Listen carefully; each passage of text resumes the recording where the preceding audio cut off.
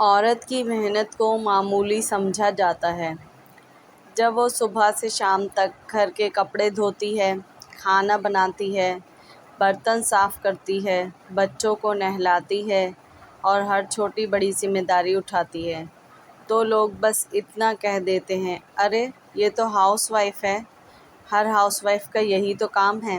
لیکن حقیقت اس سے کہیں زیادہ گہری اور عظیم ہے۔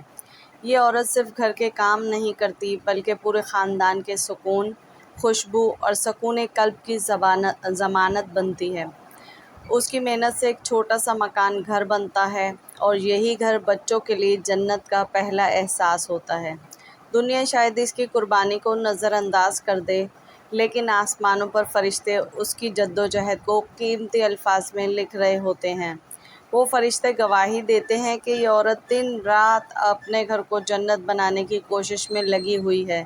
سوچیں، اگر یہ عورت نہ ہو تو گھر کتنا اجڑا ہوا لگے گا، کھانا بے ذائقہ، کمرہ بے رونق اور بچے بے سہارا ہوں گے۔ اس کی خاموش محنت ہی ہے جو پورے خاندان کو خوش رکھنے اور پرسکون رکھنے میں جدوجہد کرتی ہے۔ اور یہی وجہ ہے کہ اسلام نے ماں اور بیوی کے مقام کو اتنا بلند کیا ہے۔